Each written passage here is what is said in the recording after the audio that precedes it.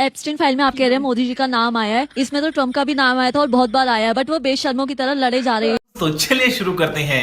बेटा Epstein file में राहुल गांधी जी का भी नाम है, सोनिया गांधी जी का भी नाम है, महात्मा गांधी जी का भी नाम है। भाई साहब कुछ ज्यादा नहीं हो गया ये? मतलब कुछ भी। महात्मा गांधी जी का भी नाम है। बेटा तुम्हारी हालत देख के कभी कभी तो सोचता हूँ किन भड़वों को आजादी दिला दी। बीजेपी जैसी इतनी बड़ी पार्टी से कैसे लड़ेगी आप कांग्रेस? जब इतनी बड़ी कहती हैं तो इतनी पे इतना जोर क्यों देते हैं? कितनी बड़ी है? 1231 विधायक उनके हैं, 700 कुछ विधायक हमारे हैं, इतनी भी बड़ी नहीं हो। 303 सांसदों वाली पार्टी है। एक दिन ये 2 थे, हाँ। आज यहाँ पहुंचे हैं, फिर 2 पे पहुंच जाएंगे। जब आप इतनी कहते जब हैं ये तो बड़ा 2 प्रेम थे झलकता है तो उसमें। उसकी 4 साल पहले ही बनी थी देखिए, बीजेपी, मेरी बात और आप सुनिए, सोचिए मेरी कांग्रेस बात देश सुनिए। की सबसे पुरानी पार्टी ये है। हार जीत उतार चढ़ाव राजनीति का हिस्सा है, लोकतंत्र का हिस्सा है। ये बड़ी अच्छी बात कही आप। इसे हम भी स्वीकार करते हैं, इसे इन्हें भी स्वीकार करते हैं। मोदी युग लेकिन जब ये से शुरू स्वीकार हुआ है नहीं लगातार करते। ग्राफ गिरा नहीं है मोदी कांग्रेस युग, पार्टी का। युग क्या? युग या तो सतयुग होता है, या तो द्वापर होता है, या तो कलयुग होता है, या तो त्रेता होता है। मुझे अपने घर जाना है। रुला दिया ना बेचारी को। अंतिम प्रधानमंत्री बोलो जो अब हुए, मैं- एक मिनट, अंतिम प्रधानमंत्री डॉक्टर मनमोहन सिंह, उनकी जुबानी बोल रहा हूं। चलो भाई देखो प्रणब मुखर्जी जी के पुस्तक विमोचन के समय उन्होंने खुद बोला मंच से क्या कि जब मुझे प्रधानमंत्री बनने को कहा गया तो मैं प्रणव दा के पास गया। मैंने कहा प्रणव दा आप मुझसे अधिक योग्य हैं, प्रणव दा आप सबसे अधिक योग्य हैं। मगर अच्छा मैडम ने मुझे कहा है प्रधानमंत्री बनने के लिए। तो आपका लोकतंत्र नेहरू जी से लेके और सरदार मनमोहन सिंह तक सबने देखा। आइए देखते हैं, मजा आएगा। मनमोहन सिंह जी और प्रणव दा की मैं भी ये मानता हूं कि आप मोदी जी से ज्यादा योग्य, ज्यादा पढ़े लिखे हैं, ज्यादा डिग्रियां हैं आपके पास, आपको प्रधानमंत्री होना चाहिए। लेकिन आप नहीं है। सबसे ज्यादा डिग्रियां किसके पास थी? आप नहीं है। मनमोहन सिंह के पास थी ना। आप नहीं है, तो क्या बने तो- हुआ? बने ना। क्या हुआ? 10 साल अच्छा बताइए प्रधानमंत्री, आपके पास भी आप बन जाइए। नहीं बात करिए भाजपा वालों से, आपको बना दे, लगे कि हाँ एक पढ़ा लिखा प्रधानमंत्री आया है। अम्मा बहन पे आ जाऊंगा मैं, इनकी अम्मा बहन पे आ जाऊंगा। मैं स्वागत करूंगा, मुझे बेहद खुशी होगी सुधांशु भाई, मुझे लगेगा मैंने जिसके साथ बहस किया आज वो प्रधानमंत्री है, मुझे अच्छा लगेगा। केजरीवाल के ज्ञान की बात आप कर रहे हैं। प्रधानमंत्री कितने बड़े ज्ञाता है बताऊं आप? चलो भाई देखो सिकंदर जब बिहार में आया था, बिहारियों ने मार के भगाया था। अंजना कश्यप जी है तो बिहार से, पूछे इनसे, आया था सिकंदर बिहार में। उन्होंने कहा संत कबीर, बाबा गोरखनाथ, बाबा गुरु नानक देव एक साथ मीटिंग करते थे। इतने बड़े ज्ञाता है प्रधानमंत्री, नाली के गैस से चाय बनवा देते हैं। और मौसम जब खराब होता है तो रडार में नहीं आता है। ये किसका बयान है? इसका कारण नरेंद्र मोदी है। इसलिए ये सब बातें मत कीजिए, जो बात सही पूछी जा रही है उसका जवाब दीजिए। 50 सांसद अगर सदन के 267 के तहत नोटिस दें और मणिपुर की हिंसा पे चर्चा की मांग करें, भारत के प्रधानमंत्री का जवाब मांगे, तो ये अपराध है, गुनाह है। नहीं उन्होंने गुनाह कर दिया मांग करके। सदन में चर्चा नहीं होनी चाहिए। इसमें आपको 24 की राजनीति नजर आ रही है और उसमें राजनीति नजर नहीं आ रही है कि घूम घूम के प्रधानमंत्री इंडिया की तुलना आतंकवादी संगठन से कर रहे हैं।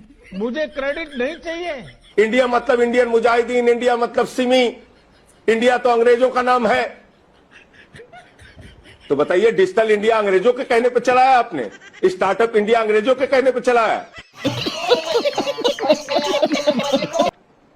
मेक इन इंडिया अंग्रेजों के कहने पे चलाया? म्यूजिक।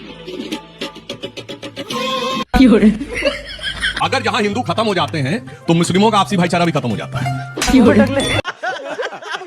दुनिया में एक देश बताइए जहां इस्लाम के सारे फिरके पाए जाते हो? सिर्फ हिंदुस्तान है। अच्छा, और हिंदुस्तान में वो हिस्सा जहां पर कि हिंदू खत्म हो गए, 100% ऑलमोस्ट मुस्लिम हो गया, वो है कश्मीर। क्या बोला तूने? कश्मीर सूफीज्म का सेंटर था। सूफीज्म के 4 सिलसिले हैं, नक्शबंदी, सोहरावर्दी, चिश्ती और कादरी। मैं चैलेंज करके पूछता हूं, एक सिलसिला बचा हो तो बताइए। कौन है? पागल है। देश का कैसा दुर्भाग्य है कि पूरा भाषण हिंदू मुसलमान पे और अंत में कह रहे हैं कि भाईचारा बढ़ना चाहिए। कमाल है भाई, 3 बच्चे पैदा कर दो, 4 बच्चे पैदा कर दो। मुसलमानों को झुंड कह रहे हैं, झुंड कह रहे हैं, झुंड। मोहन भागवत जी ससुर पहली बात तो यही है कि कौन है मोहन भागवत।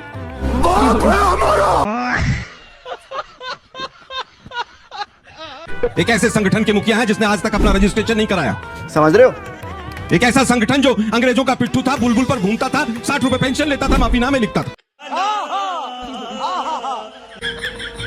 12 करोड़ रुपए प्रति वर्ष इस व्यक्ति। अरे सुनिए ना, नया, ये तो बहुत बड़ी बात बोल दी ना, हंस रहे हैं ना, अब हंसी आ रही है आपको मोहन भागवत पे? नहीं, मोहन भागवत पे हंसी आ रही है ना? दलाल दलाल। यही दुर्भाग्य ये है कि 12 करोड़ रुपया टैक्स पेयर्स का पैसा, जो बच्चे ताली बजा रहे हैं, इनके टैक्स पेयर्स का पैसा मोहन भागवत के ऊपर खर्च होता है। नहीं, ये नहीं हो सकता। कि इसका कारण नरेंद्र मोदी है। 12 साल हो गए इनकी सरकार को आए, मोहन भागवत सेफ नहीं है, मोदी जी संसद में सेफ नहीं है, पाकिस्तान में सेफ है, बिना बुलाए चले जाते।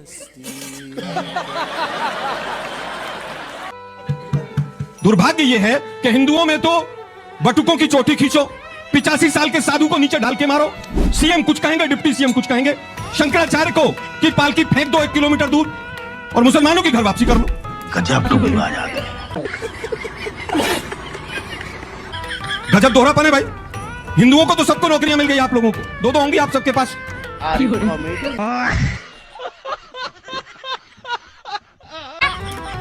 दुर्भाग्य ये है कि एनसीआरबी के आंकड़े, एक बार सुनो ना भाई, बहुत बोल लिया आप, हिंदू मुसलमान कर लिया।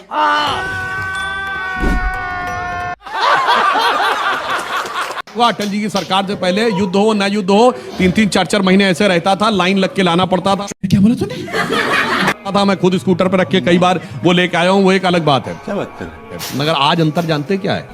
आपकी सरकार आने से पहले कितने गैस सिलेंडर थे देश में? 11 करोड़, आज है 36 करोड़। अच्छा, 16 करोड़ बहनों को आज प्रधानमंत्री जी ने गैस सिलेंडर उपलब्ध तो कराया। सोचिए, आपके जमाने से 3.5 गुना गैस सिलेंडर होकर भी। मजा आएगा दोस्तों, मैं तुम्हें अभी समझा।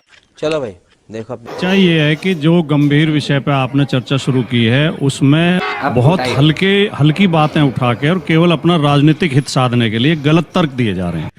बात तो सही है। ये कहना कि पहले गैस के लिए लाइन लगती थी, अब नहीं लगती है, दुनिया रोजाना बदल रही है। बात तो सही है। सुविधाएं रोजाना बढ़ रही हैं। पहले कितने मोबाइल होते थे? वाजपेयी जी के टाइम में कितने मोबाइल होते थे देश में? Good question. वाजपेयी जी के टाइम में इनकमिंग फ्री बड़े लोगों के पास मोबाइल होता था, आज हर रिक्शा वाले के हाथ में 2-2 मोबाइल हैं, क्योंकि टेक्नोलॉजी बढ़ रही है। बात तो सही है। उत्पादन बढ़ रहा है, इसी तरह गैस का उत्पादन बढ़ रहा है। ये विषय ही नहीं है कि आज बढ़ रहा है। कोई गैस का पहले आप 30 साल में देश में बीच में ना बोल।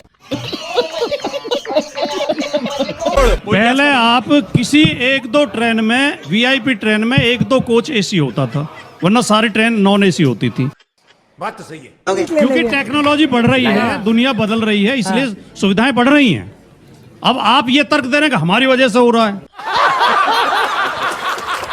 कैमरा बंद कर। राहुल गांधी एक फटीचर की तरह घूमते हैं। हाँ बेटा, सबसे ज्यादा डरपोक राहुल गांधी हैं। क्या बोला तूने? अभी बता दे भाई, अभी बता दे। आप दूसरों पर टिप्पणी करने से पहले अपने घर पर ध्यान दीजिए। ऐसे लफाज आदमी को आप अपनी समिट में दिखा रहे हैं। ये सब ब्लडी क्लाउन, इनको सीरियसली कौन लेता है? 1 मिनट, कैमरा बंद कर।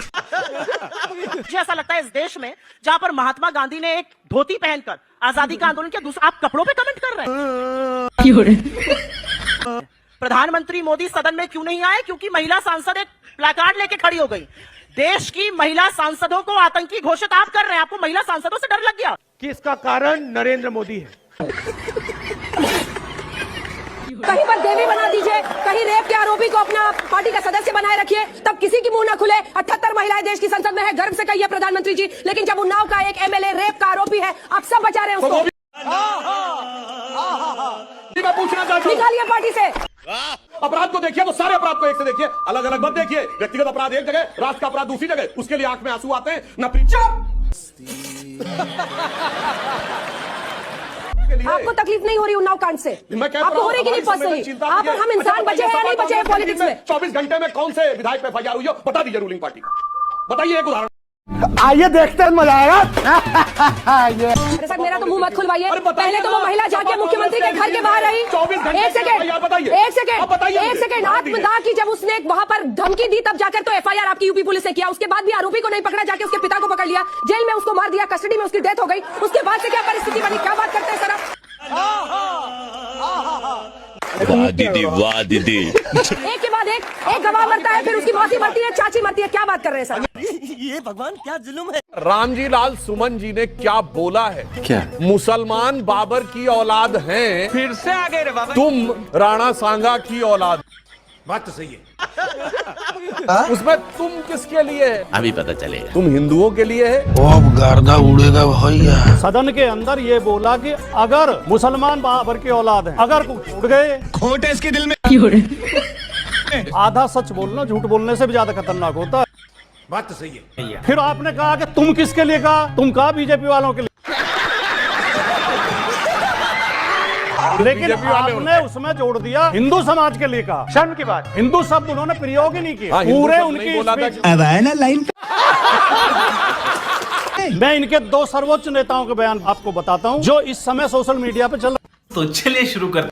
चलो भाई देखो। मोदी जी कह रहे हैं मेरा घर मुसलमानों के बीच में था, ईद पर हमारे घर मुसलमानों के घरों से खाना आता था। ये सच नहीं है ना माँ? ये सच नहीं। योगी जी कह रहे हैं 100 मुसलमानों के बीच में भी अगर 50 हिंदू रहते हो तो वो सुरक्षित नहीं। अब मुझे सुधांशु भाई ये बता दें, मोदी जी का बयान सही है या योगी जी सही कह रहे हैं? Good question. जब मोदी जी बच्चे थे तब तक मुसलमानों को इतना सर पे नहीं चढ़ाया था। ओहो, कोई सेंस है इस बात? क्योंकि तब ये देश सेकुलर नहीं था। कुछ भी यहाँ इनमें पे से- एक बात भूल गए, तब देश आजाद भी नहीं था। आजादी 2014 में मिली, तब हिमालय में बर्फ भी नहीं पड़ती थी, हिंद महासागर में पानी भी नहीं था और हवा तो चलती ही नहीं थी, धूप भी नहीं निकलती थी। मोदी जी सूरज आजादी लेके आए, 2014 मोदी जी चांद लेके आए, मोदी जी ने हिमालय बनाया। जो कुछ हुआ 14 के बाद खत्म गया। ये तो लेने के देने पड़। तेल पर टैक्स कम करके प्रधानमंत्री मोदी ने बताया है कि जनता का हित सर्वोपरि है। क्या बोला तूने? दुनिया में तेल के दाम बढ़ रहे हैं, हमारे यहाँ लगातार स्थिर है। चुप कर बे कुत्ते। आज वेस्ट एशिया के युद्ध के कारण पूरे विश्व में एक गंभीर परिस्थिति उत्पन्न है। ऊर्जा का एक संकट निरंतर चुनौतीपूर्ण होता चला जा रहा है।